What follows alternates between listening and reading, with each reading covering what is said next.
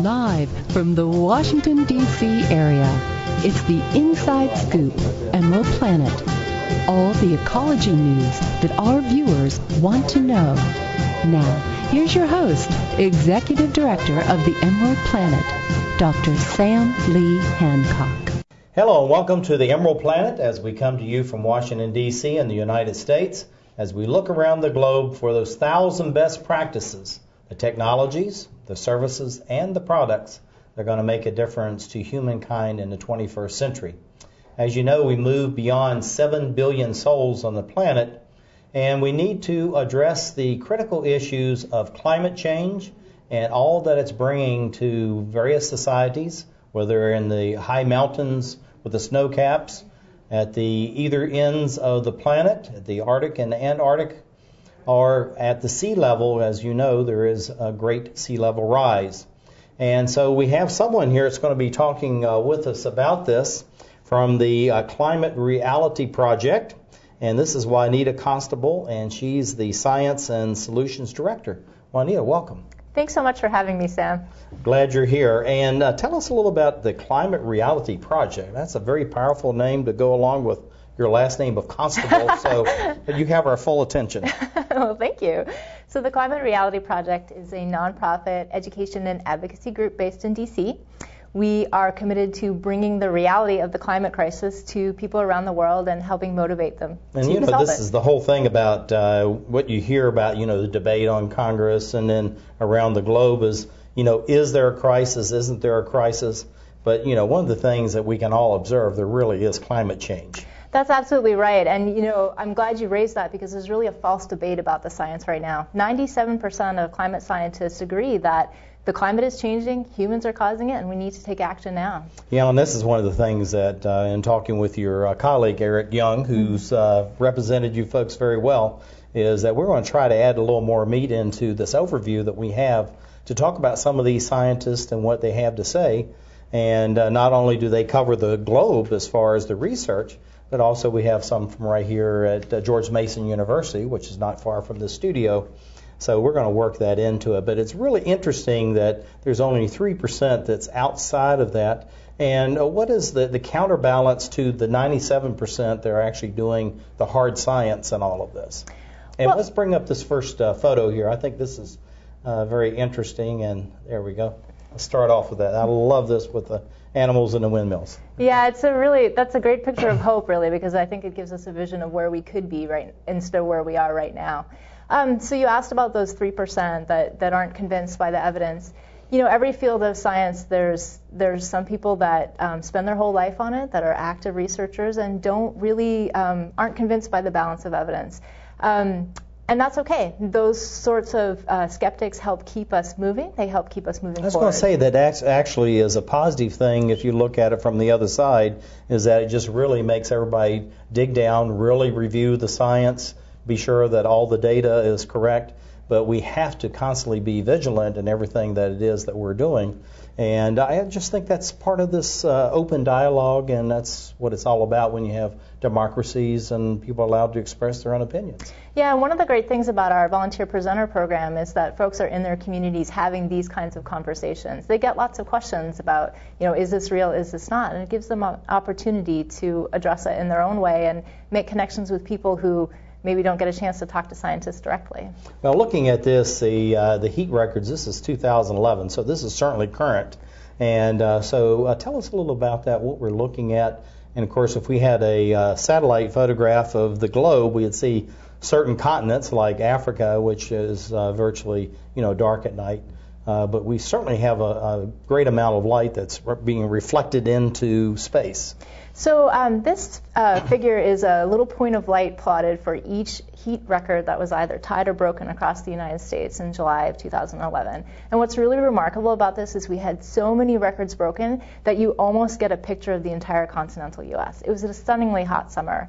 And that kind of heat wave is what we're going to see more and more of as the climate changes. Well, and that's the whole thing about the severity of what's happening as far as climate change with the weather events, but also as far as earthquakes and other natural disasters are increasing at a very rapid rate at the same time. But the interesting thing about this map is this almost correlates with, the high density of lighting throughout the United States. And I found this very interesting, where you have this overlay of the heat spots, but also the use of electricity.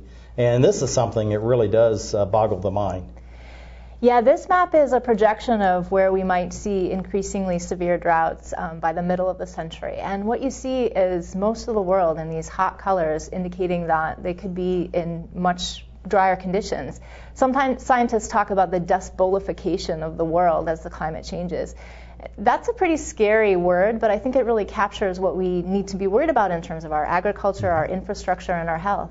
Yeah, well, and also, too, if just like in Australia this last year, the national airport was shut down for several days in a row because of dust storms, and then the fires, the brush fires, and then China is going through this very same thing. So you're seeing this actually spread around the globe, so it's not isolated incidents in Australia or Asia. It's, as you see in this map here, it's absolutely everywhere. And then we look at it as far as the United States is concerned. This has been a rough year for the United States when it comes to drought. The center of the country has just been hammered by one of the worst droughts in a century, and it's been record-setting losses in terms of economics. There's been farmers going out of businesses, losing jobs that can't be lost. We can't afford to lose any more jobs right now. And as the climate warms, we really expect the southwestern part of the U.S. and the center part of the U.S. to continue to get hotter and drier. Yeah, and also, too, as the bands of the weather, as it moves, it gets hotter and it moves more towards the Canadian border and all up to Arctic, where it's now actually they can actually sail, open routes through the Arctic. Yeah, it's interesting that you mentioned this sort of marching northward, because we are seeing, I don't know if you're a gardener, but gardeners across the country are starting to see that they're being able to grow plants in their yards that they weren't able to a few years ago, simply because it's warmer. Interestingly, though, natural systems like trees aren't necessarily able to keep pace. We think of plants and animals being able to just adapt to whatever we throw at them, but they can't. And it's warming faster than they can cope with. Well, and just looking at the forest fires, and this is one of the things that we've really brought on ourselves. We keep talking about natural disasters or God-made disasters, and yet most of this actually is created by ourselves. Building into very marginal lands, building houses out into the Gulf of Mexico or out into the Atlantic, and we just keep encroaching on, all those buffer zones that we have for many thousands of years. So there really are very few barriers out there now. Yeah, Sam, you raised a really good point that was actually really brought home by a report that was issued by the Intergovernmental Panel on Climate Change earlier this month. And what they found is not only are some types of extreme weather events getting worse because of climate change, but we're also extremely vulnerable to these events because of where we build our houses, because of the kinds of systems we have in place.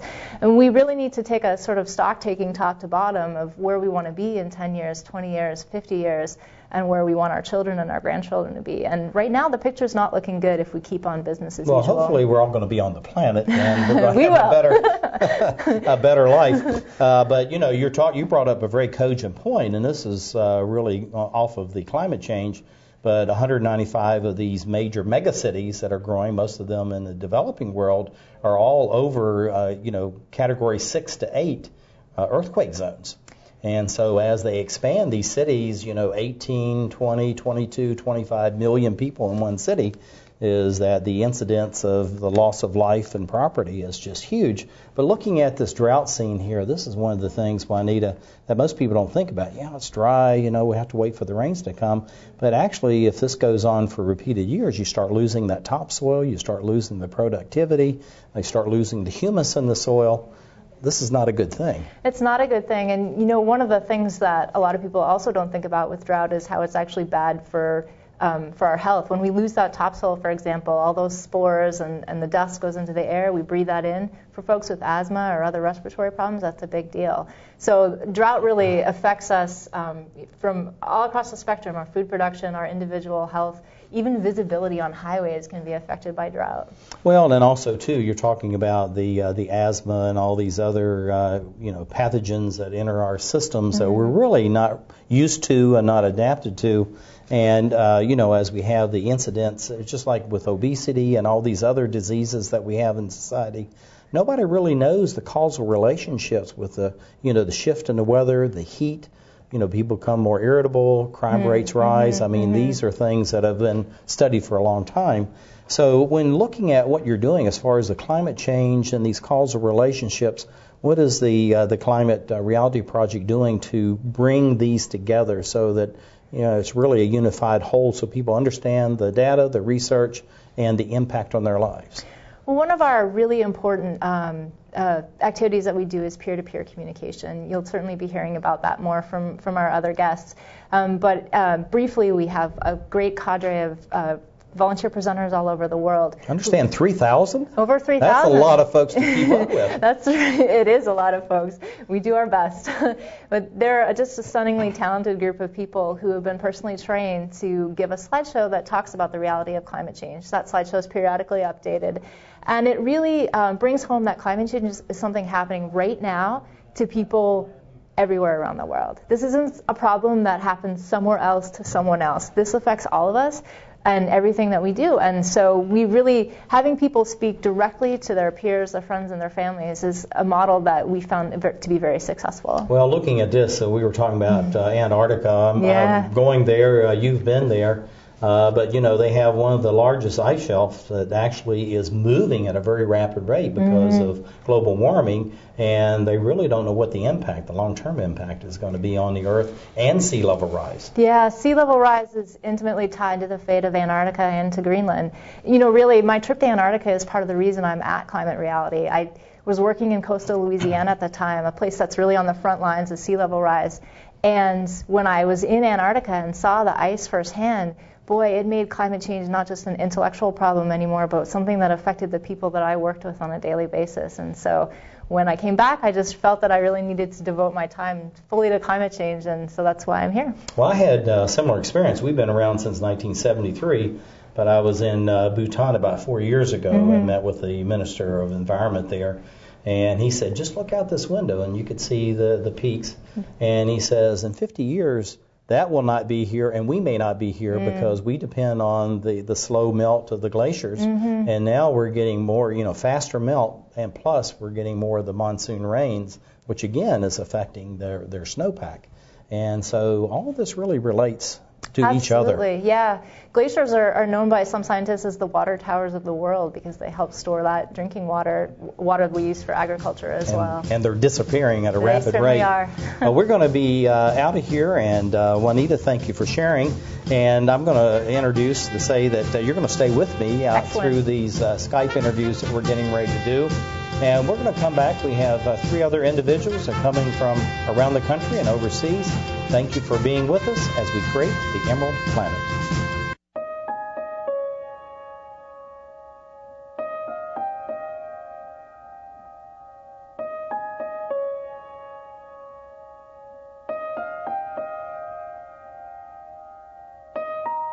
Some dreams are universal.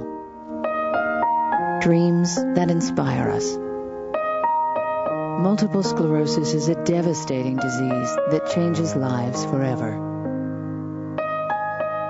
The National MS Society does more for people with MS than any organization in the world. But we can't do it alone. To get involved, visit us online at nationalmssociety.org or call 1-800-FIGHT-MS. This is why we're here.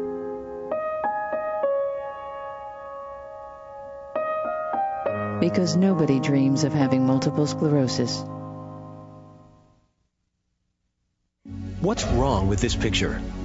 Half of young Americans can't locate economic powers like Japan and India. 20% can't even find the Pacific Ocean. Without geography, our children aren't ready for the world. Geography is everywhere. It's incredible creatures, rhythm, fashion, flavor. It's economics and politics. It's change. Understanding connections between people and places is critical in the 21st century. That's why we created mywonderfulworld.org. Go there now for your free parent and teacher action kits and give our kids the power of global knowledge. Because kids who understand our world today can succeed in it tomorrow.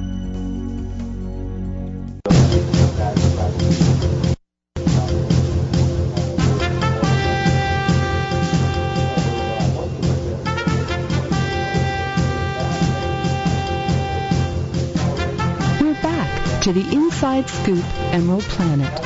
Here again, your host, Dr. Sam. Welcome again to the Emerald Planet as we come to you looking for those 1,000 best practices that have the technologies, the services, the products, and the people that we're going to highlight as we move through the 21st century.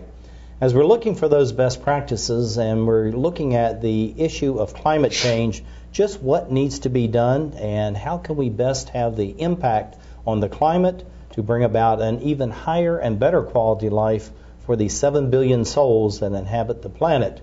And as many research scientists are saying, we could very well be at 9 billion by 2050 and maybe 12 billion by the end of the century. And I have sitting beside me Juanita Constible, who's the Science and Solutions Director of the Climate Reality Project. 9 billion souls, that's a lot of people. That is a lot of people. And just think we're trying to feed 7 right now. But we're having a new guest coming with us by Skype. This is Sabrina Cowden, who is a Climate Presenters Program Director. That is quite a title. We're going to have to work on that one from the Climate Reality Project. And Sabrina, welcome. Thank you. Glad to be here. All right, we're going to turn around so we can have a little chat, and Juanita's going to be with me, and she'll ask a question as well.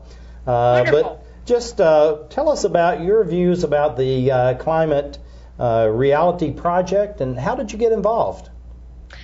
Well, I actually got involved with this effort about 5 years ago, right after the release of right after Mr. Gore released An Inconvenient Truth. He made a commitment to train 1,000 people around in the U.S.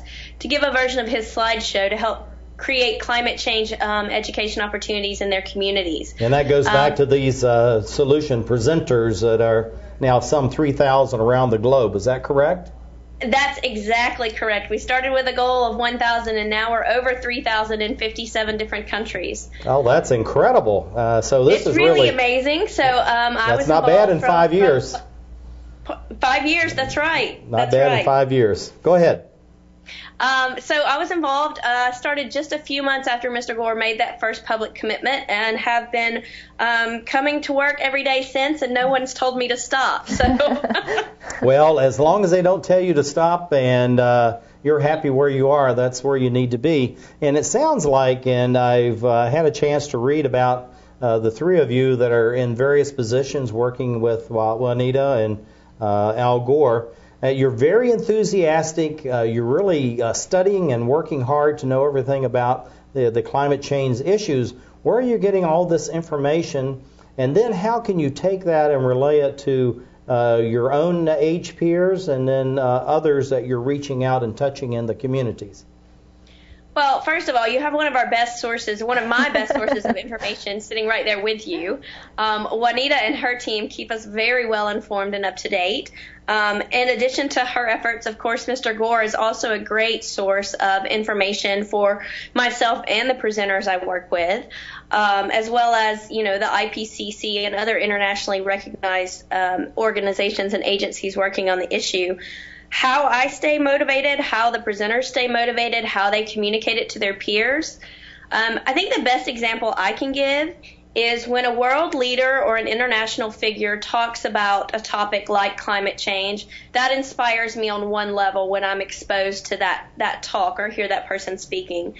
But as a working mom with 2 small kids, when the lady who lives down the street from me, who also has 2 small children, is taking time out of what I know is her busy, hectic life to make talking about climate change in our community a priority, that affects me on a completely different level. Well, I think that's really important, Sabrina, because you really want this peer-to-peer interaction, but with your enthusiasm and the knowledge that you're gaining, and then having the wonderful support from Juanita and others just like her, this allows you to go out and have confidence. You can speak with any age group, any different organization, whether it's the Chamber of Commerce or the Rotary Club, communities of faith. And I think this is where this connectedness comes in, because we're all in this together regardless of age, economic background, socioeconomic situation. So I think your enthusiasm, but also the knowledge that you're gaining, is very important. I completely agree with that. And a very interesting thing has happened with these 3,000 plus presenters around the world that we have. What we found is that they've become the de facto community leaders on the issue of climate. So not only are they sharing the information with their peers in formal presentation settings where they go to a Chamber of Commerce or a Rotary Club or a church group, but they're also being approached in the grocery store line. Their neighbors feel free to stop them and say, hey, you know what? I read such and such in the paper this morning. So it's been a really interesting evolution to watch over the past 5 years, how these amazing volunteer presenters have not only been able to spread the message in a very formal way through presentation opportunities, but also just as de facto resources within the community. Well, Sabrina, you know, too, that as you reach out into the community and you make more contacts, at the same time, you're expanding your sphere of influence. And so people are going to be coming to you about green jobs training, about where is the economy going to be going in the future? How does this, impact, either positive or negative, on the climate? How is the climate impacting, positive or negative, on future prospects for jobs, going to university? So these 3,000 people it's a phenomenal network that's being established, and there's many additional thousands that are being created out of the core of what you're doing. Exactly. You have absolutely described it perfectly. We like to think of them not as 3,000 individuals, but 3,000 community networks. Oh, I tell you, that's phenomenal. Well, Juanita's sitting with me, and she's here in case we lose you on Skype. So I'm going to let her have the next question. And so get ready for the boss. Okay. Sabrina, we just wrapped up this fabulous presentation drive, and I was wondering if you want to talk about that a little bit. I absolutely would love to talk about it. It's something that I could actually talk about, I think, for a long, long time. One of the things we did, Juanita, did you touch on the 24 Hours of Reality event? Not yet. Okay. Go ahead. That's coming, but one of the follow-up pieces to that event is one of the actions that we asked the public to take was to request a presentation, because these 3,000 volunteers in 57 countries, all of these presentations are free of charge and available to any size group. So one of the actions we asked the public to take was to request a presentation between when the 24 Hours of Reality event happened and the end of November, when the COP17 started in Durban, South Africa. The amazing thing is we got requests from 93 different countries, from 1,083 different cities. I think do we need to have applause at all of this? Is that why the pause? I think we do. I think so too. I think this really, really reflects the fact that, while our leaders may not be where we want them to be on this issue, that the public is far ahead of our leaders in this, and that this is something that the general public cares deeply about and wants solutions for. Well, I think this is the whole thing about we need to be working together and expand, just like with your own organization, the Climate Reality Project and EmeraldPlanet, the EmeraldPlanet television productions. It's a way to really reach out to more people, throughout the globe, because it's only about engaging people are we really going to bring about profound change.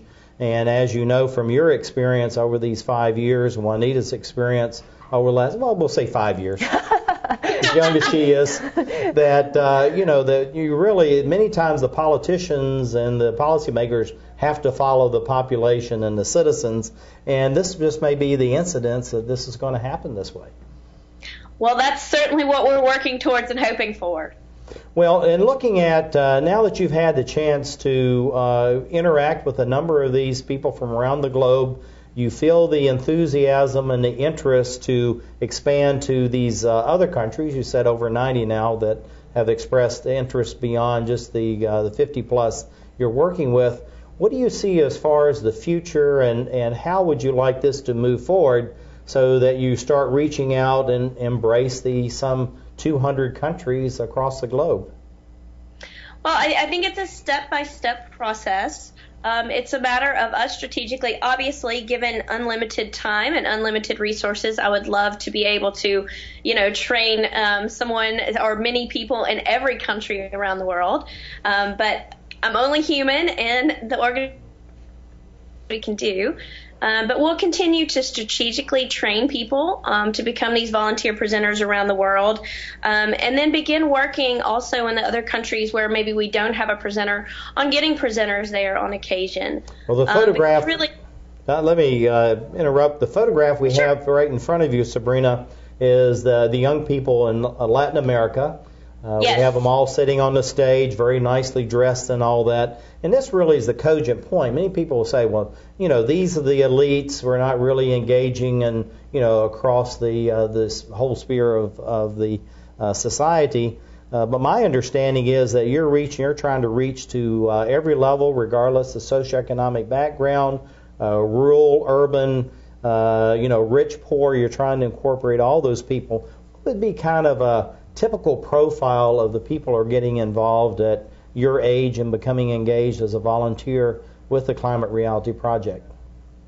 It's hard to say a typical profile, because one of the things we do strive for is diversity across all sectors of society.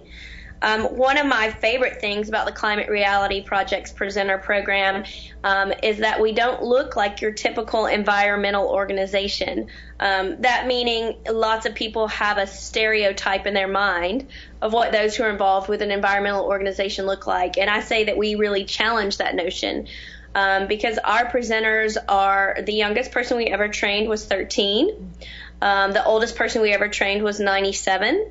And they truly reflect every sector of society, every ethnicity, male, female, triple PhDs, grandmas who run book clubs, students, business professionals, people in academia.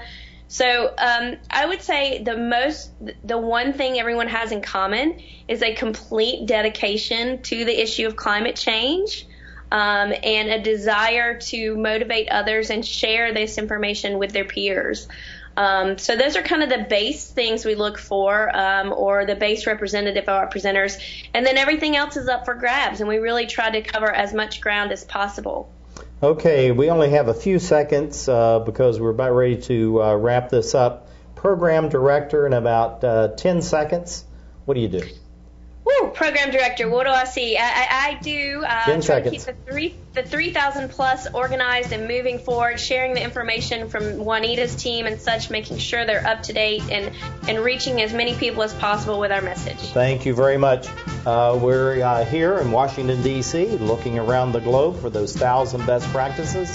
Thank you for being with us. We shall be back as we create the Emerald Planet.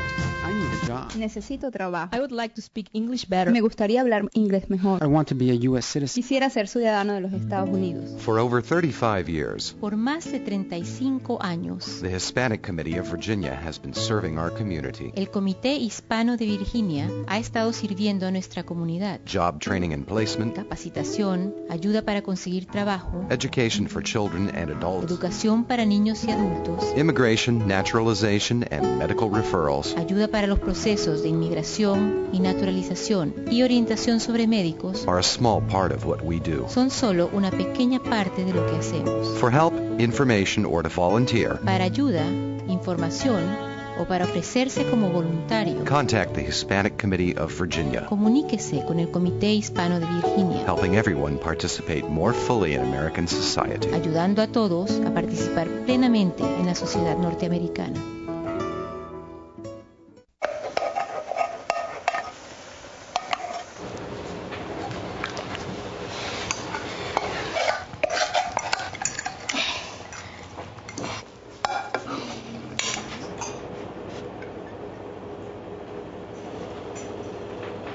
Hey, Lena, where's yours?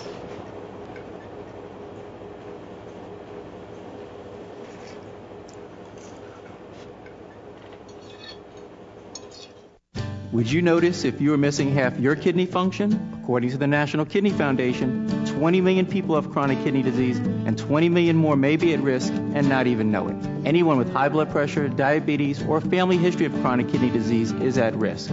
Early diagnosis is vitally important. To get the whole story, talk to your doctor and visit the National Kidney Foundation at kidney.org or call for a free brochure. Because when it comes to chronic kidney disease, you might not know the half of it.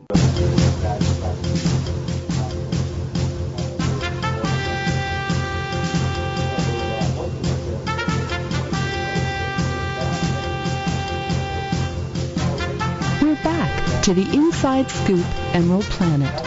Here again, your host, Dr. Sam. I'm Dr. Sam Hancock, the President and Executive Director for EmeraldPlanet, located in Washington, D.C., and that's where we're broadcasting this television program. And we're looking around the globe for those best practices and the dynamic people out there that are making a real change in what is going on in the world. And we have a young gentleman that's going to be joining us from Mexico, Gerardo Pandal, who is the climate presenter from Mexico. And, of course, I'm sure that he has influence throughout Central and South America as well with the Climate Reality Project. And I have with me Juanita Constible, who is the Science and Solutions Director, the Climate Reality Project. Gerardo, are you here with us? I am right here. Thank you very much. Thank you for the invitation. Well, we're glad to have you here, and we're going to chat together for about 13 minutes and talk about the work you're doing in Mexico. And as you may know, if you've been to our website, Mexico is going to be our first major country outside the United States and Canada for the Emerald Trek. So I certainly look forward to meeting you, hopefully next spring. That will be fantastic. And I hear very good things about you. I have some wonderful photographs that you've sent, and you seem like a most articulate young man as far as climate change and what's going on. Tell me what it means to be a climate presenter. This is a very interesting title, quite new in the lexicon of all these titles that you know that happens in the capital cities of Mexico and Washington, D.C. This is somewhat probably new around the globe. Tell us what that means, Gerardo. Well, for me, it's been really important. It's been really an important activity. It's been really meaningful. Giving presentations in Mexico has been a very important part of my activity. And just being in touch with people. I have had the privilege to travel around the country giving presentations. And at the beginning, I really enjoyed it. Every moment of it since the beginning, but I really came to understand what it meant to be a climate presenter a few years after. I think a couple of years after I became a presenter and really got in touch with a lot of people and just saw how important was this subject to people and how important it was to communicate, how important it was to interact, and how important it was to bring forward this important message. That's when I really understood how important it was to be a presenter, what it meant. For me, it means it is a responsibility. For me, it's something that is meaningful. It gives a lot of meaning to everything else I do, and it just feels right. It feels right to do this. It feels right to do this at this moment in time when things are just the way they are regarding climate change. And it just feels good to be a part of a movement that is waking up the consciousness of people. It feels good to be part of a movement that gets people involved in the well-being and to make a difference, to make something that will bring a better world to all our children and the people who are right now alive and enjoying this wonderful planet. Well, I know, Gerardo, there's many different images of Mexico depending on where you are in the world and what is going on, but many people don't realize what a rapid rate that Mexico is actually developing economically and socially, even in the areas in the environment. And so the old stereotypes that many Americans, Canadians, and people from Asia have of Mexico are probably not correct anymore. Tell us a little about the change that you've seen over, say, the last 5 years in Mexico as it's moving forward with its social and economic development. And then we'll go back in and talk about the environment after that. Well, just to be very brief, Mexico, as you say, it's a very important country, especially for Latin America. Mexico is quite a large country, and Mexico City is, I think, the most densely populated city in the world. We even have more people than Shanghai. So this is a very important country in many ways. Well, I think, Gerardo, I just want to break in so that people understand. The last figures I saw was about 23 million people that are living in Mexico City and environs. You know, that's larger than many country states around the globe. And by American standards, that's absolutely huge. That's like almost 2 New Yorks in one city. Correct. This is correct. It's a very, very large city. And there are a lot of things happening here. The city is dealing with a lot of climate change issues, which we can discuss a little bit further. But, you know, living in a city with 23 million plus people, it's just an interesting experience. It's an interesting experience in many ways. You know, dealing with so many people in so little space. A lot of things happen here. And as you say, Mexico's economy has grown bigger and has grown larger, and is more important than 5 years ago. This last 5-6 years have been very important to this country. We have grown in many ways. But economically, yes, economically has been very important. Mexico has become very, very important for all the Latin American markets. Well, I think Mexico in many ways really is one of those linchpins of South America, just like in Argentina, Brazil has become at the same time. But you talk about 23 million people plus in one city, and then here's Gerardo right in the middle of all this. Now, this is very interesting. How did you become involved with the Climate Reality Project? And because that's like this reaching down in, you know, proverbial needle in the haystack to find this dynamic young man who now is making a change, creating this sphere of influence and new contacts that's going to bring positive change for Mexico and actually the balance of the globe. Well, it was, I think, 2006. I was the first Mexican to be trained by the Climate Project, and I was in an environmental workshop actually in the United States when I heard what the Climate Project was all about. I thought this was a great idea. I really thought that the change had to come from the people. I really thought that a grassroots movement would be a correct answer to all the problems we were facing. I thought if we worked hard, I thought if we spread the word, good things could come out of it. So I just emailed. The first answers I got were that the Climate Project was going to start and be restrained only to the United States.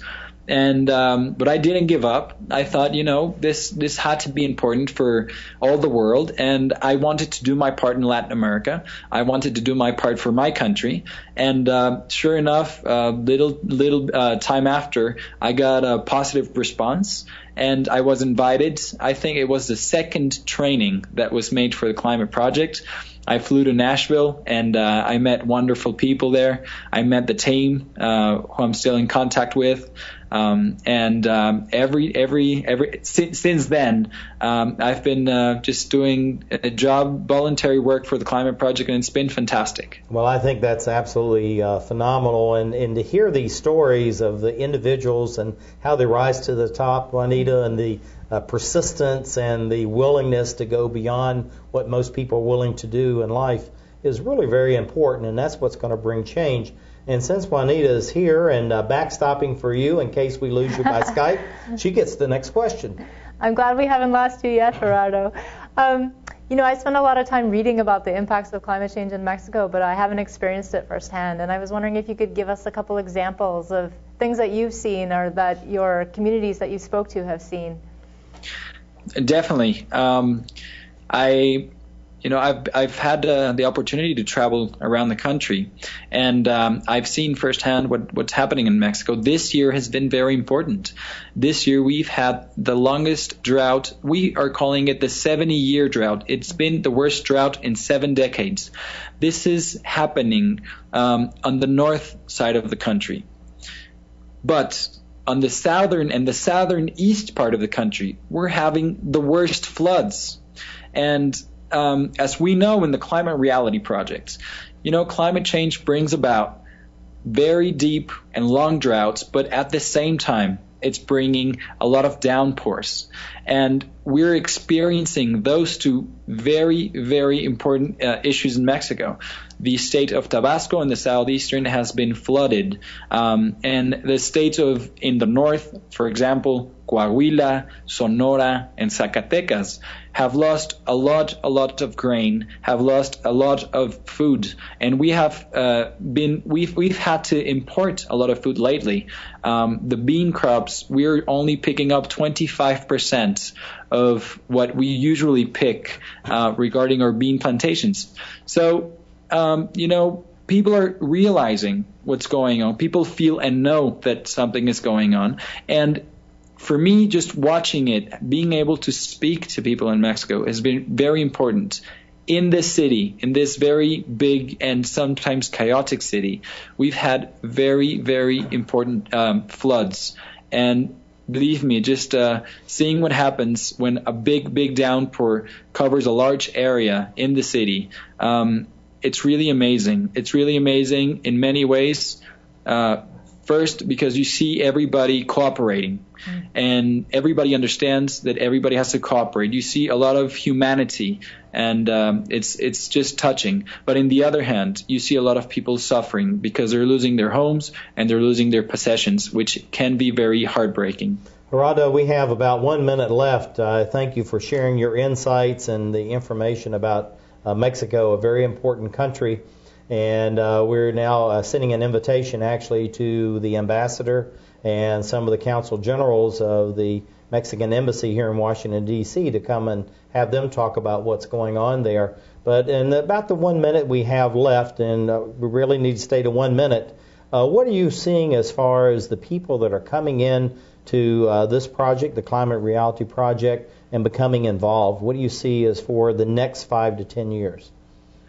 Well, I see a lot of people wanting to get involved. We've had a training in Mexico. In 2009, we had a training. We have 267 presenters in Mexico.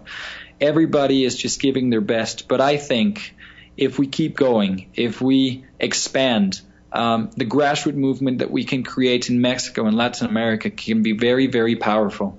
I really thought and still think that the change will come from the people. And I think we can play a very important role in Mexico and Latin America to make this happen. Well, Gerardo, thank you for being with us. You've absolutely been outstanding. You've actually exceeded the good things that people are saying about you in Washington, D.C., so we really appreciate you being here. And I do look forward to joining you in Mexico and learning more firsthand of what's going on there. But I think all of our viewers here and abroad see how important it is that we know about the climate, what is happening, and what needs to be done as we work together to create the Emerald Planet. Osama bin Laden calls getting nuclear weapons a religious duty. Today, materials that can be used to make nuclear weapons are stored in more than 40 countries. Sometimes protected by just a chain-link fence. Yet not enough is being done to lock down these materials before terrorists steal them. Why did we learn all this? My mother. My son. My sister-in-law. Were all murdered September 11th. Help protect America. Together we can. Please join us. The stem cell issue is being debated throughout the country. Truth is, most everyone has an opinion, even if they don't know the facts. Let's stop arguing and start really understanding the potential of stem cell research. For us and for millions of Americans living with disabilities, get the facts. Call 1-877-842-3442 for free information from the Stem Cell Research Foundation. That's 1-877-842-3442. Following the tragic events of September 11th, there have been hundreds of violent attacks against innocent Americans. Remember what that flag you're waving stands for. Remember, please stop the hate. We're stronger when we are united.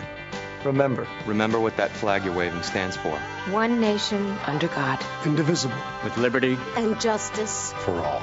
In America, there's either room for everyone or it's not America. Don't pick the wrong fight. Let's keep America land of the free. Stop the hate. Planning a home renovation? Put this at the top of your to-do list. Because after 10 years, none of you are protected against tetanus and another potentially fatal disease, diphtheria. A minor injury, such as a cut or a scrape, can put you at risk for a tetanus infection. And while safety gear offers some protection, an up-to-date vaccination called the TD Booster is the best insurance against tetanus. So get the TD Booster. If it's been 10, do it again.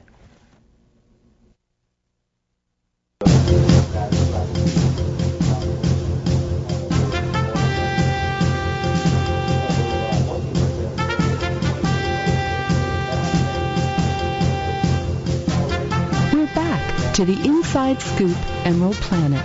Here again, your host, Dr. Sam.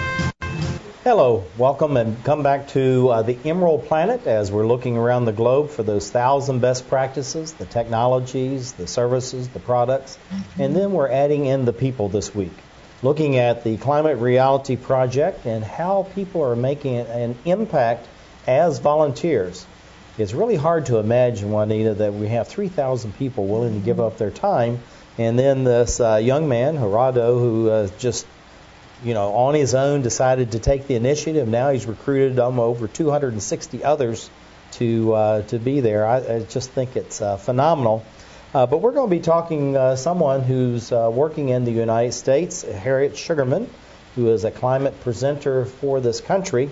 And sitting beside me, in case we lose Harriet as far as Skype is concerned, is Juanita Constible, who is the Science and Solutions Director for the Climate Reality Project. And Harriet, are you with us? I am. Hi, Sam. Hey, good to see you. Glad you're here.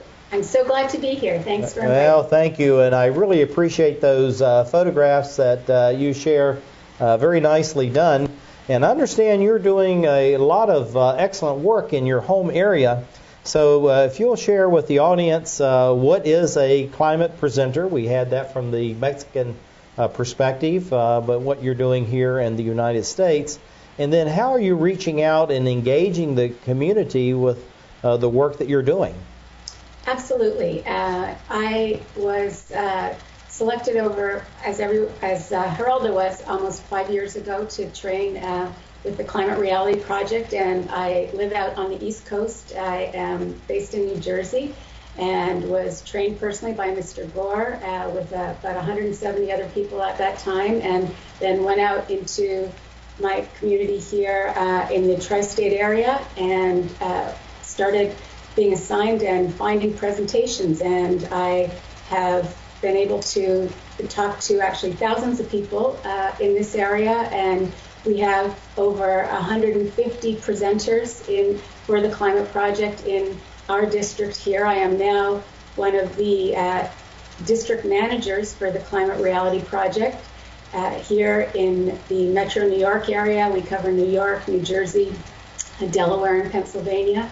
And we go out, as Gerardo does and as Sabrina told you, and speak to all kinds of different groups. I personally speak to schools, both middle, high school, colleges. I've spoke to business organizations, to community groups, to whoever will have us. We speak to small groups, large groups. I've spoke to 5 people in a room and 500 people in a room. So I think, Harriet, what you're doing is absolutely fantastic. And as we were talking about in an earlier segment for this particular program, is that you're really broadening the sphere of influence. So you're going beyond just the notion of the climate change and the environment, but you're looking at all aspects of people's lives, how the economy and social society development, banking, and all these issues impacts on the climate, and of course how the climate is impacting in the lives of others. Looking at what you're doing in New Jersey and these other states, I notice you're living what you're preaching. You have an alternative fuel car there. I saw you charging up, and I was over in Austria and had a chance to drive a very nice brand new Mercedes-Benz that was all electric, and I really enjoyed that experience. So one is how you're reaching the children within New Jersey and other areas, and then maybe what are some of the best practices that you actually are incorporating in your own life that you can actually talk about and demonstrate as you're going out to these very diverse groups.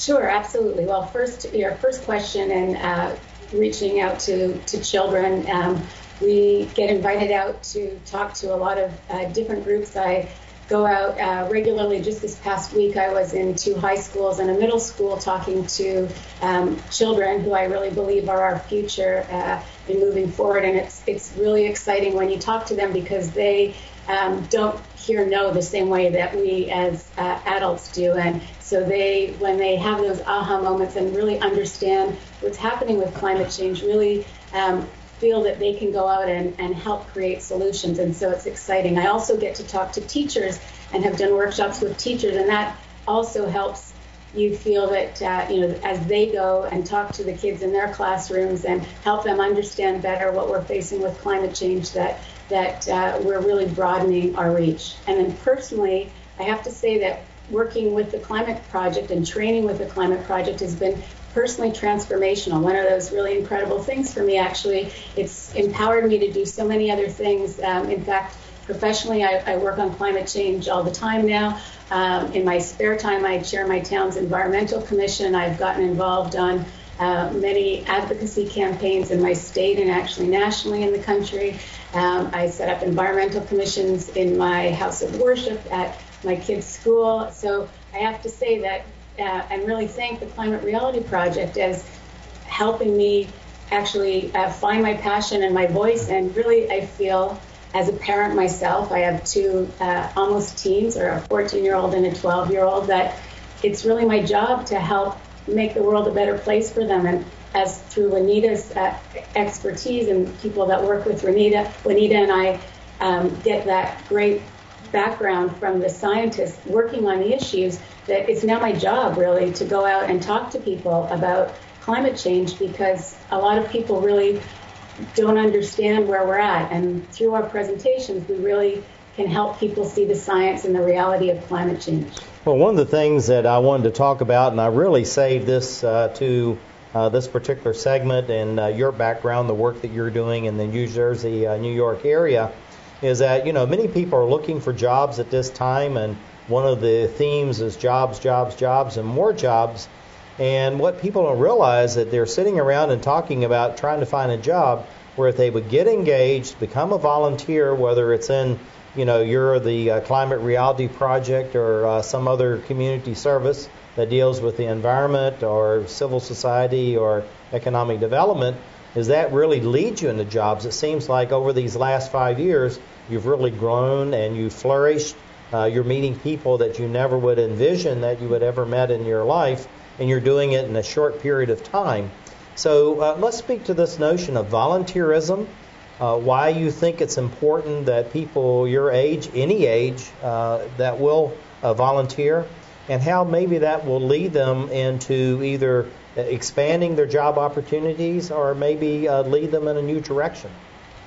Oh, absolutely. I think you bring a great point to the table broadly, that volunteerism in its largest sense can absolutely lead to full-time careers and jobs. And I find that many of the people that I'm meeting in the environmental movement in New Jersey and New York and actually around the country, where they may work in that profession on a full-time basis, but are involved in many different other organizations on a volunteer grassroots basis. And a lot of the excitement with the climate change movement and the environmental movement broadly in this country is based from that grassroots volunteer. People really, really believe that they have to take a stand, and that, in fact, when we look at what's happening nationally, that things seem gridlocked, but when you get down to what's happening at the grassroots level and those volunteers that are out there talking about change, working together, that you feel there's hope in terms of moving forward on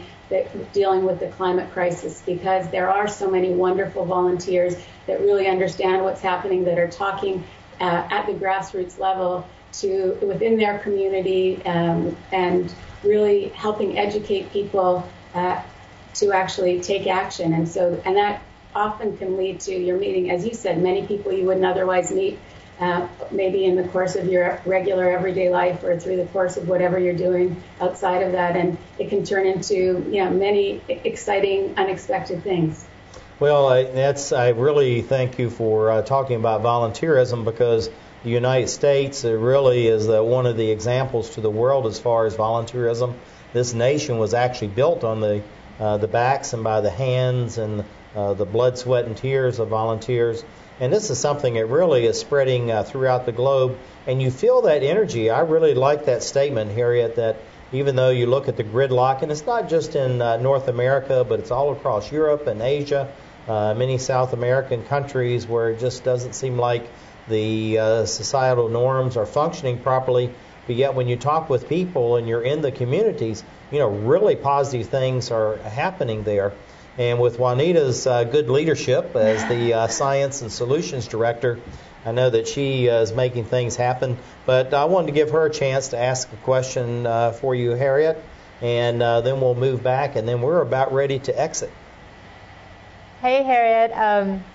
One of the things that inspires me about people like you and Gerardo is just your boundless energy. And I know that I get a little frustrated and tired sometimes, and I'm wondering what words of advice you'd have for climate activists everywhere who get a little tired and depressed sometimes. Why should they keep chugging on? You know what? Because we have no choice, right, Juanita? I mean, we really have to. We know the reality. We know what's happening, and I think that, while there may be gridlock at the top and things are moving slowly and we might get frustrated, things are happening at the grassroots level. Things are happening at the municipal level, at the state level, and both in our country and around the world. And I really believe that we are going to look to each other, to our peers and to people at the grassroots, and those are who are going to make those changes. And we can't wait for those decisions to come from on high, because it's not going to happen. But we really see that it's building at the grassroots level. People are recognizing how serious the problem is, and they want to make a change and a difference. And I think we've seen this year all over the world, it's been so incredibly exciting, the power of people to make change. And I think that is what gives you energy and makes you excited, and especially what we've seen really all over the world in 2011 that really leads us to believe that, it's hopeful, it's positive. Well, the whole thing, Harriet, and I think you really hit on this, and Juanita, that was a very perceptive question, is that the more you give, the more energy you have. You can't give away your energy. You can't give away your goodwill, the joy, the appreciation for life, and that's something that we have in us.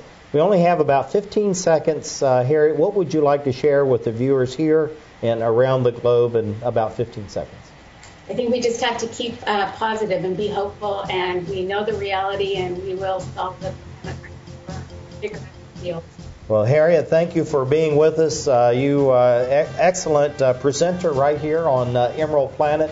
It was a pleasure having you here, and we'll look forward to talking with you in the future.